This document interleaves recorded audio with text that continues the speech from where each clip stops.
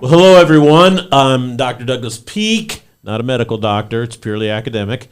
But I am the founder of Upstream Strategies, Inc. It is a foundation that is dedicated to returning to the core values of educating the public, the core values that helped build the America that we know today. Therefore, it is always with great excitement that we have Senator Thayn, who is here with us again, who is has been a part for many, many years of the Idaho State Legislature, and his area of focus has been education. And so he has got a tremendous amount of knowledge about the political process, the legislative process, and particularly education and how it works. Senator Thayn, welcome to our podcast today. Well, thank you so much, Dr. Peak. It's great to be here again, talking about one of my favorite topics, which is parents, education, public schools, limited government. All those things are wound together. They are wound together. And the legislature just wrapped up its session in Idaho, and they passed a couple of bills, and the governor has signed them. And so let's just go through those real quick, and you can kind of render your opinion on those. The first one is they passed a law about open enrollment. Could you explain what that is real quick and your opinion on whether it will make a difference or not? Okay. Open enrollment basically is that students can go to any public school they want, choose the situation that fits best for them. We basically had an open enrollment situation in the past in Idaho, and there's some stipulations or some restrictions on this one that mirror what has been going on in the past, and that is if a school is full, they don't have to let more students come in. If the student has been kicked out of other schools, expelled from other schools, they don't necessarily have to let that student come in. So I didn't hear the debate, so I'm not exactly sure what changes it really does make, but I think they'll be minor. Yeah, so basically it kind of gives the illusion that the legislative folks are committed to school choice for parents, but it doesn't really bring any, on the street change, in actually how it will operate. Right, and when we get into our discussion of school choice, I'd like to break it apart what school choice means, because right now it seems to mean the school that you can go to is a choice. And I think there's curriculum choices, there's who the teacher is choice, there's the scheduling choices, and so there's 4 or 5 components of choice that when we get there, we'll talk about them. Yeah. Okay. Well, the second thing is the Empowering Parents Grant. Could you describe what that is and how that might impact education? Sure. I think that's fairly impactful. It was passed originally and funded originally with federal dollars, $50 million of federal money. And parents can sign up for this Empower Parents Grant, get up to $1,000 a child, I think up to three children, so something like $3,000 a family. And it can be used for tutoring, piano lessons, buying curriculum. So it can be very beneficial to homeschoolers. It can't be used for tuition, like at a private school, but it can be used for tutoring, which there's kind of not too much difference there. Yeah. In a way, if you really think about it. Yes. It's a matter of semantics. Yeah. In fact, I'm aware of a tutor in the community I live that was charging $25 an hour, and maybe she's so good, she's so busy, she's charging $45 an hour this year. But I think part of that is students that need some extra help, and the parents go outside the school system or anywhere, they have some money to do that. The bill this year, the legislature put $30 million of state money into that program ongoing. So once the federal money is gone, it'll keep being funded. Now, the money goes out in 3 stages. I'm thinking income's under 60,000. 60,000. And once that's filled up, then its income's under 75,000. on a first come, first served basis. And if that's filled up, then it's unlimited income. So that's the stage we're in right now. There's about $18 million. And if you have any desire to do some tutoring or buy some curriculum, you might as well sign up for it because I know some people don't like government programs, and I get that. However, think of it as a tax rebate. It's a tax rebate. It's your money that went in there. Yeah, so especially for lower income folks, if you make a fair amount of money in Idaho, you do have some choices. You can go to private school. You can maybe live in a school district that has better schools. But if you're poor, under $50,000 adjusted gross income, you don't have many choices. Correct. And this would help. This would help. Okay. Now there is the Open Career Experience in CTE that they passed. Could you explain that real quick and what impact do you think that might have? Well, Senator Lent was working on that last year, and he came back this year and got it passed. It's based on the idea that not every student is going to go academic. In fact, only about 40% of careers you need to go to college for. Most of us are farmers. Well, farmers usually go to college. Plumbers, electricians. Sure. Dental assistants. There's 60% of the jobs people have don't require a college education. And so the career technical exploration starts letting those kids know in the 7th and 8th grade some of the options out there, especially with the advanced opportunities funds that are available to them, which is $4,125 they can use during this 7th to 12th grade period. And so they have access to this $4,000 in order to do what? Well, they can do academics, take college classes while in high school, and it'll pay for those dual credit classes. Wow. They can take tests like a CLEP test or an AP test. They can take exams like Microsoft, suite certifications, welding certifications. They can also use it for workforce development. So at age 16, students can begin welding or electrician or plumbing programs, and that will pay up to $500 a semester for their schooling.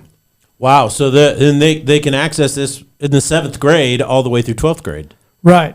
Different parts. In the 7th grade, it's more taking high school classes in the 7th grade. But so it's kind of a tiered type of thing. Okay. Right. Well, that's interesting. And that's $4,100 per student that they have access to.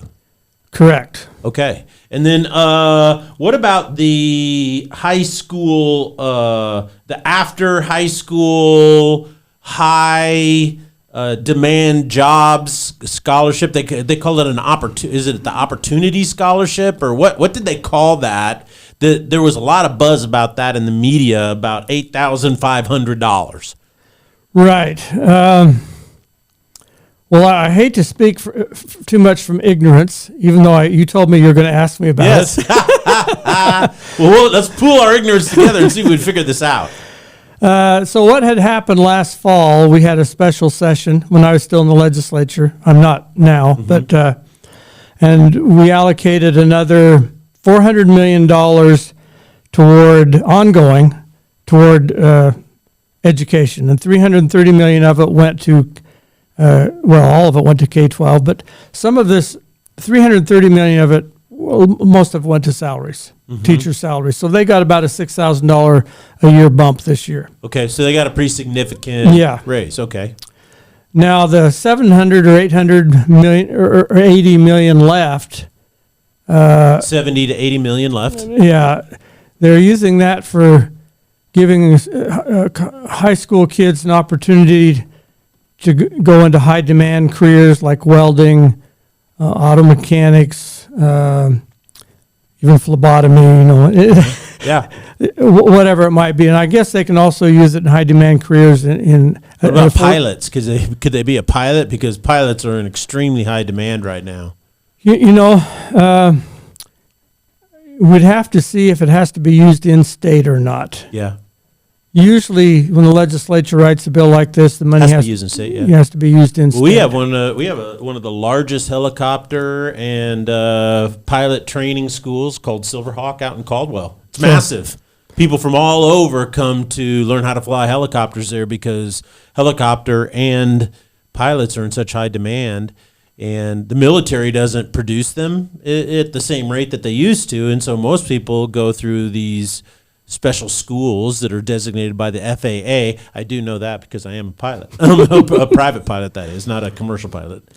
But there's special schools that are designated. They are in Idaho, and so I'm really curious to see if that would work. You know, $8,500 will only put a small dent in it, you know, because it's pretty expensive stuff to do if you want to become a commercial pilot. But so have they? And just to deviate just a little bit here, I'm the chairman of a professional technical charter school, career technical education charter school in Emmett, and we are opening an aviation program this fall. Wow, that's awesome.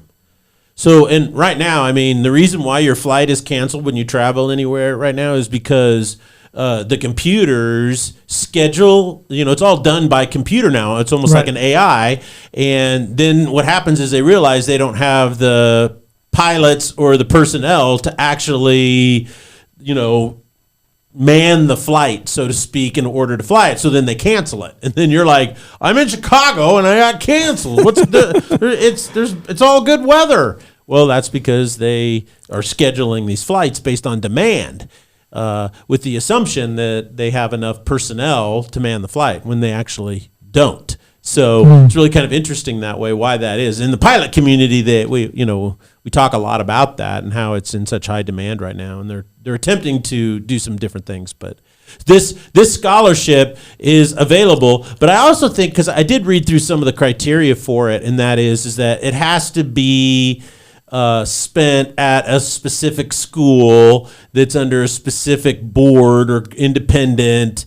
It has to be. You know, there's a lot of criteria, and what I'm curious about is, on paper, it looks like a great idea, but how many people are really going to be able to access it based on, you know, whether or not their school where they want to go be trained qualifies? Will the one in Emmett qualify for the aviation program? Let's use that as a case study. Well, it's a high school. Okay, it's a high school. So it wouldn't qualify for that qualify. one. Okay, so you have to be 18 years old or a graduate of high school to access this. It's $8,500. So if you want to go and be a CNC operator, if you want to be a welder, if you want to learn some of these trades, then I know you can go to technical school, you can go to CWI, you can go to some of these different things. Diesel mechanics. Diesel mechanics, which are in high demand right now. So a lot of that stuff would be. If they're a registered school and they fall under the state's criteria, they would have access to these dollars. Right, and most of the schools that you think of, like CWI or CSI or Lewis and State, that have career technical education schools, vocational schools, they would all qualify. There's one in Idaho Falls, and so one thing I like about Idaho is the students and people generally like to work. So this one good thing about this bill is it gives people a chance to get training so they can work. And the message to junior and senior high students should be: get good grades, finish so you can qualify for this, and by the time you're 22 or 23, you can be pretty much out of debt. You've got a good career and you're off and running. Yeah, you can generate income, be a productive member of society, which is awesome. So overall, when you think of the investment that the legislature made in education overall, what kind of a grade would you give it? Would you give it an A, a C minus, or a D plus? I don't know. When it comes to education, let's just talk generally overall how the legislature did. I think they got a solid B plus. The one thing that they had an opportunity to do that they have not done, that they didn't do because they didn't have very good bills that came before them, was the school choice bill that actually empowered parents to mix and match different components we have in Idaho of public, private, charter, vocational, online, and let the parents have more say in how to put that together. And the bill that they had was a straight ESA bill that had a lot of regulation in it. It is fairly costly, and it would have only benefited students that are already, out of public schools, in private schools already. Yeah. So school choice to me, all the criteria that I have, that did not hit very, very many of the marks. It was expensive, a lot of bureaucracy. See, a real good school choice bill to me would not only give flexibility to students to leave the system and to do things outside the system, but also to have flexibility within the public school system. Mm-hmm. And wouldn't cost a lot of money and would not be highly regulated. Mm-hmm. So one way you can not have a lot of regulation in education is have a post-performance funding allocation. A what? A post-performance funding allocation. Okay, Right. Let's break that down. Post-performance, post meaning after. After. So there's a performance, an assessment of performance. Correct. And so after you assess their performance, then they're funded? Because don't you need to fund prior in order for them to be able to perform? Or how does that work? Well,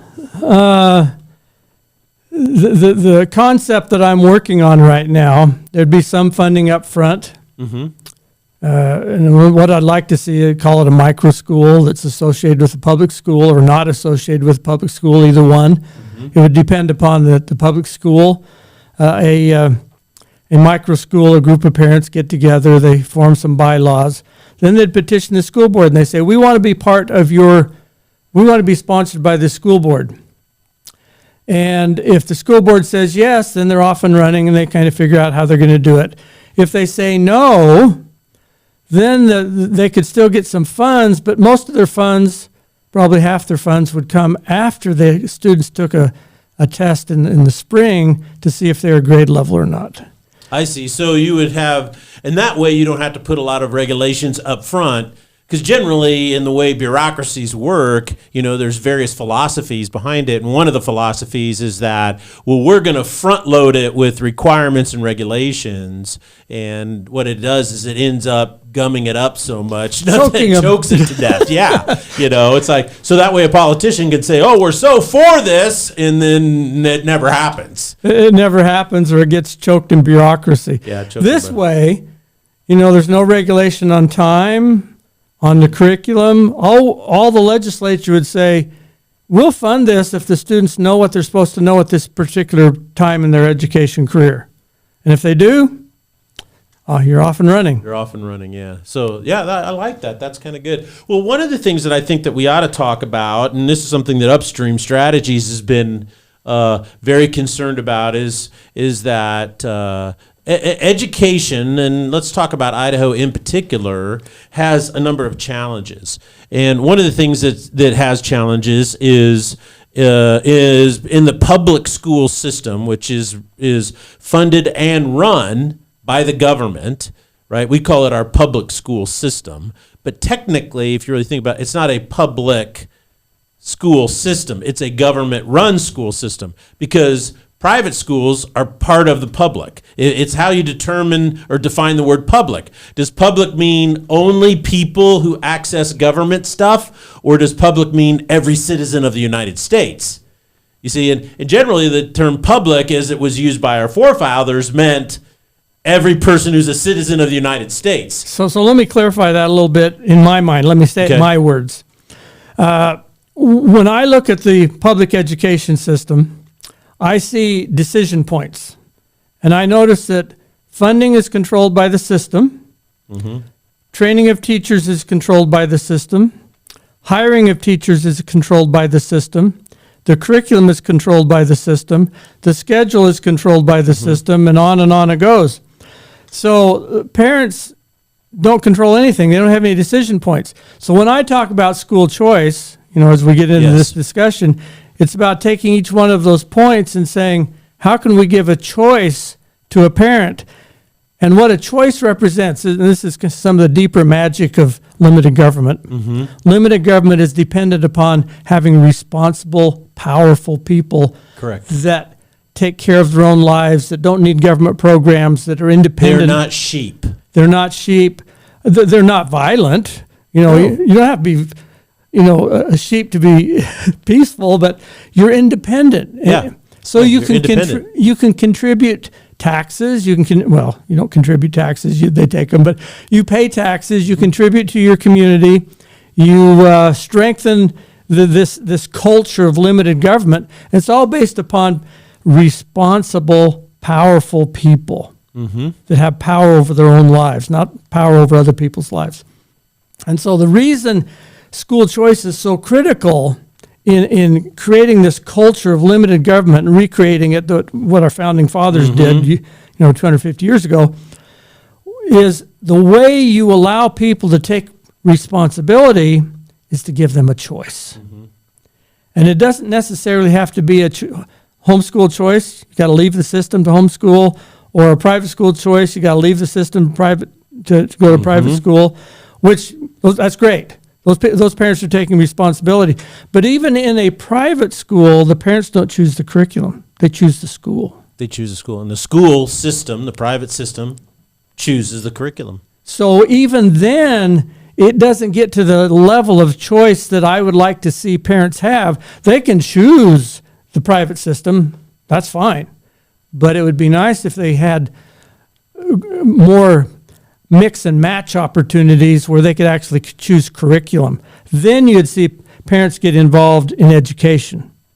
Yeah, and one of the books that I've written, I kind of go in depth on what was really the engine that drove America forward and so powerful is our economic power.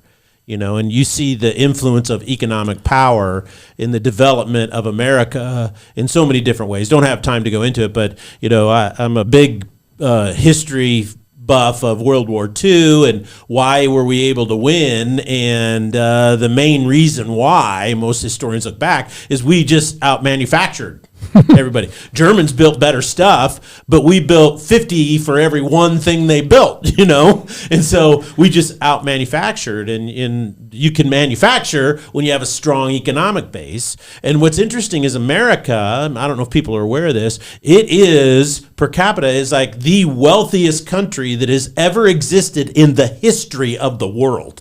By far. I mean, there's nothing even close to it. And it's because Americans produce. Our system produces. And the reason everybody came so productive is because the government, when it came to economics, refused to make decisions for you.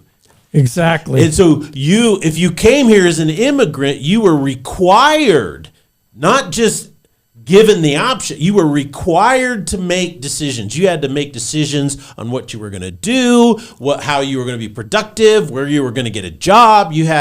So you were required to make decisions. In the book that I wrote, this one particular area really focuses on this notion that it was the required decision making that enhanced personal responsibility that allowed people to become highly productive in a way that was meaningful to them. So they didn't feel like it was a drudgery. They were fulfilling their American dream. And they were incentivized to do that because they kept the fruits of their labors. Yes. It wasn't like the slaves under the Pharaoh or right. the feudal system where they were told or peasants, which was indentured servants, any of those types of things. Those were all forms of economic slavery, every single one. And in the American system, Americans were rewarded for what they produced, not for their effort. Right. I mean, not simply for effort. They actually had to produce something that someone wanted. Exactly. So it wasn't enough to try. You had to fulfill the market niche that you were trying to serve. And what people don't understand about that, I think, that is missed so often in our educational system today, is that when it's just my effort, it's solipsis. It's basically, which is a philosophical position, that all I really care about is myself, because I can only prove myself exists. So I value rate myself on what I try to do. But in what you just described, you have to produce, and that means I have to figure out what you want. Right. And you have to figure out what I want. And then we enter into a mutually beneficial arrangement. I produce, you produce, we trade, right? And so what that does is that strengthens communities. And because we've lost that today, that's why our community is so divided, because nobody feels they need anybody else. Because if you can go to the government and get funded for whatever your identity expression is or your political agenda is, you can go out there and try to force it on other people. And that breaks society down. Go ahead. So I will challenge you a little bit. We haven't lost it. We're having a divided society where in some people it's being strengthened. Yes. Like in yourself. Excellent point. Excellent point to make. And other people are losing it because they've been told if someone is wealthy, they took it from someone else. From you, yeah. Which is a mercantilist old concept that wealth is static. Yeah. Adam Smith taught, when he wrote his book in 1776 and published it, is Wealth of Nations. The Wealth of Nations. That wealth is a function of production. So if you have a house, you didn't steal that house. Right. You actually provided a service, so you had some money, so you could have someone build it for you, and you paid. That's that mutual. It's a mutual thing, yeah. Because you paid them wages so that they could feed their families and building and constructing the house. It doesn't make any sense to say someone's wealthy because they stole it. No, that has happened in history, because you can't have wealth unless someone produces it first. Yeah. Well, the only time that wealth has been stolen is when you had the feudal system, right? When you have communism, when you have socialism, all of those are based on theft. Wars of conquest. Yeah, Rome, the imperialistic Rome, that's how they fueled their economy. And then when they quit expanding, what happened? That's when they ran into their economic problems. I was reading one historian who said that was a primary reason why it collapsed. And when Rome collapsed, a lot of people are not aware of, it didn't just cease to exist. What it did is it balkanized, it broke down into its regional groups, so to speak. But the reason I wanted to go down this path, though, is because economically we have testable, provable, historical facts that produce this outcome. And why? And this is a part of a discussion that you and I had before called natural law. Yep. Right? It's a natural law. And so when you come to our educational system, we are operating opposite to the natural law that built our economy. And the main violation of natural law of the public education system, and this is again why school choice is important, yes. The responsibility, the decision maker should be the parents, because it's their responsibility to see their children reach adulthood productive. Yes. And, with ethical beliefs. But it's the parents' responsibility. It's not the state's. It's the parents. Mm-hmm. So the state can have a system, but it should be to serve the parents. Not the other way around. Yeah. And that's why school choice is important, so we can start shifting the poles, yes. so to speak. Yes. And that's exactly, I think, the challenge that it's, there's a number of things that Upstream Strategies is involved in, and this is why we like having these conversations with you. But the reason it's called upstream is because we all live in the downstream, right? We live in the downstream, and you have these currents, right? And the currents can help you or hurt you, depending upon what direction you want to go. And because I call it the educational industrial complex has removed all choice. There's, like you said it excellent, there's no decision points for a parent other than what neighborhood am I going to buy a house in or rent an apartment, right? So can we talk about some of those decision points that are currently in policy that people don't know about? Yes. And some that we could put into policy fairly easily. Yes. Yes, I'd really like to do that. But I think what we ought to do is we're going to challenge everybody to listen to another episode of this podcast with Senator Thayn. And myself, Douglas Peak, the founder of Upstream Strategies. So I want to say thank you for being here today, and I want to say thank you for clarifying all of the things that the legislature did this year in particular, and kind of give clarity to that. So I think parents will be really excited to hear what is available and isn't. So thank you very much, Senator, for being here today. Thank you so much.